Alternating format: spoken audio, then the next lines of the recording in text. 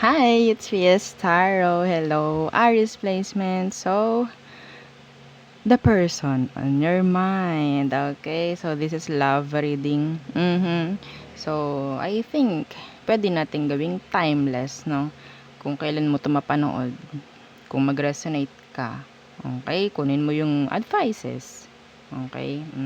Kung meron.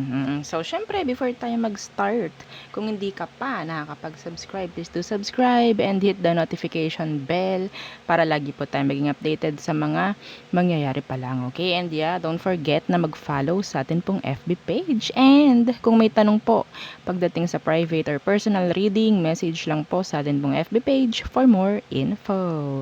Okay? So, there. So, question. Who is the person on your mind? Oo. This is love reading. Okay, Aries placements. Who is the person on your mind? So, tingnan natin. Okay. The person on Aries' mind. Anong meron sa kanya?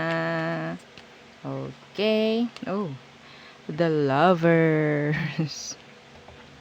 Pwedeng Gemini. Okay. So, pwede kong sabihin may strong connection kayo ng person na to. Some of you pwedeng twin flame. Yes. Okay. Some of you, karelasyon mo siya ngayon. Okay. What's with the lovers? Yeah. Oh, this is nice. This is good. Some of you, may chance ng long term. Okay, may chance ng long term pagdating sa taong to. Okay, nakakita ko ng kasal din dito. Okay.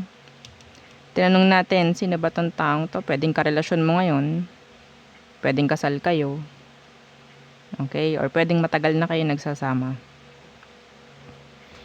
Okay.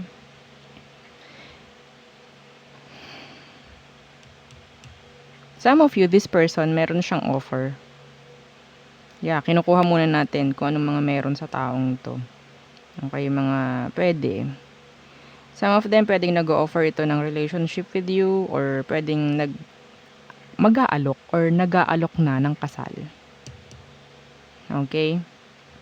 So, tingnan natin.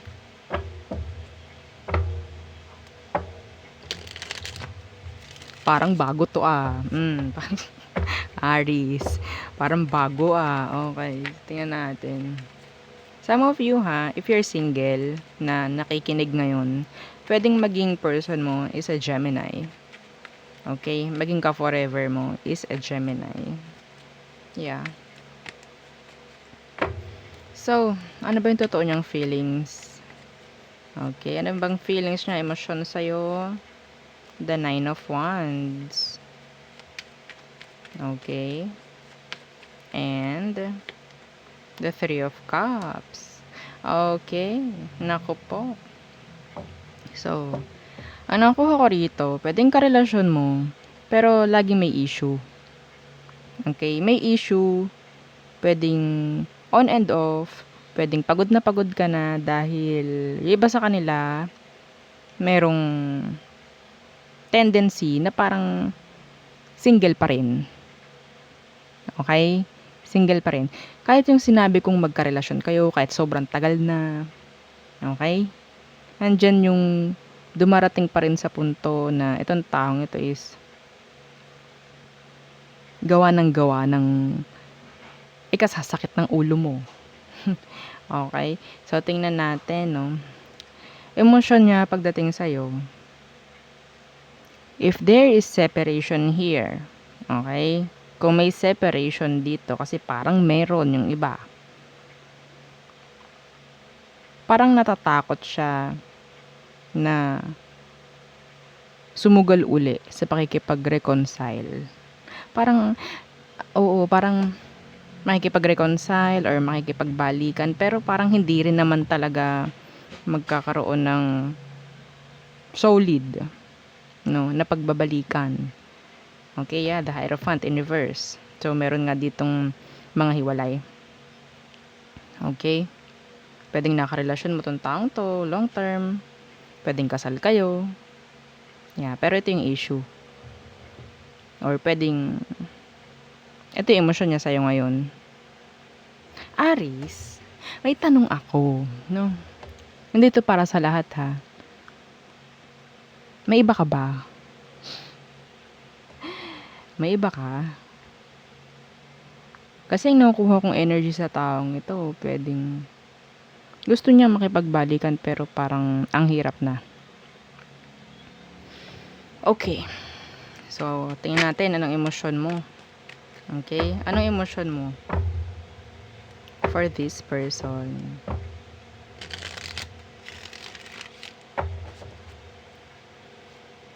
The Page of Coins. In reverse. I think wala ka ng like totally ganoon na kagustuhan. Lalo na kung may separation, no? Page of Coins in reverse, pwedeng hindi mo to kinakausap, pwedeng napagod ka rito, mga ganyan. Vice versa, ha, kung saan nyo ilagay yung sarili nyo, kung alam nyo saan, doon nyo ilagay. Okay? Page of Coins in reverse. Yeah, and the Four of Cups.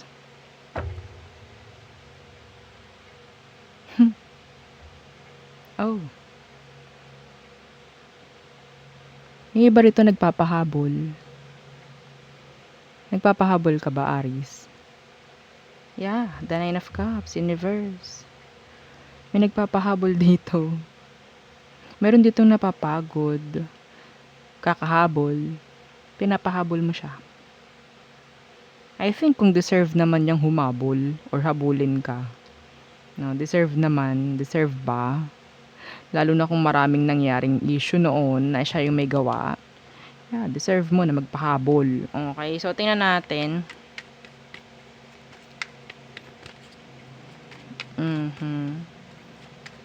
Next action. Anong next action niya? Sa'yo, Aries. Strength. Okay, so pwedeng Leo. What's with the strength? The Magician. Yeah. Communication. Building up. Kung ano man ang kailangang i-fix. Okay? Yeah. The Knight of Wands is here. Yes. Gusto nito ng relationship again with you, Aries. Pahihintulutan mo ba? Yung iba rito nagpapabebe. Oo. Like, hard to get. Ay, yes. Pa-hard to get. Oo. Kung deserve mo naman na magpa-hard to get. Deserve. Okay. Tingnan natin anong outcome. Susuyuin ka ng taong to. As their next action, susuyuin ka. Okay, susuyuin at susuyuin. Nakakita rin ako dito ng if ever na magkarelasyon kayo, susuyuin ka. Lalo na kung meron ditong issue. Lalo na third party. Susuyuin ka. Parang yung iba rito is nagpapa-hard to get, nagpapa-bebe, yan, ganyan. No? So, tingnan natin. Outcome. Death in reverse. So, meron pa rin ulit na sabihin nating to be continued. Okay? To be continued. Oo. May part 2, may part 3. Iba. Yeah, the Ten of Swords in reverse. Yes. Another chance. Ang nakikita ko rito. The Seven of Swords, though, in reverse. So, I think, sa ngayon, marami ka nang natunghayan. Marami ka nang nalaman. Okay? Kung hahayaan mo or bibigyan mo ng chance ito, dapat ngayon pa lang, no, hindi na dapat niya alam kung anong next action mo. Okay? Kasi pwedeng alam na niya eh. Okay? Gamay na. Lalo na kung maraming beses na nangyari. Gamay na. So, wag mo hayaan na alam niya yung next action mo. Okay? So, kung ikaw, sa ngayon, nagpapa-hard to get ka, maganda yan. Kung hindi mo yan ginawa noon. Okay? Yes. So, yeah. Another chance. Yes. Okay, hang on. Okay, so, punta na tayo sa all signs. Okay, all signs. Aries through Pisces. Okay. Aries.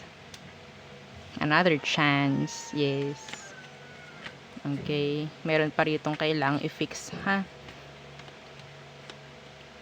Taurus. Nagdadalawang isip. Oo. Some of you pwedeng magdalawang isip ka, lalo na kung may offer na binibigay sa'yo tong si Taurus. Okay? Gemini, a player. A player. Cancer, scared. Takot sila na totally mag-direct sa'yo. Takot sila, yeah. Parang isip sila ng isip, ganyan. Leo, gusto kan lang makausap. Merong gustong ayusin. Virgo, okay, this like end na talaga. No second chances. Okay. Virgo, oo. Next is Libra. Oh, another chance with a Libra. Scorpio, pera-pera lang. Oo. Maging matalino ka pagdating sa kanya. Okay?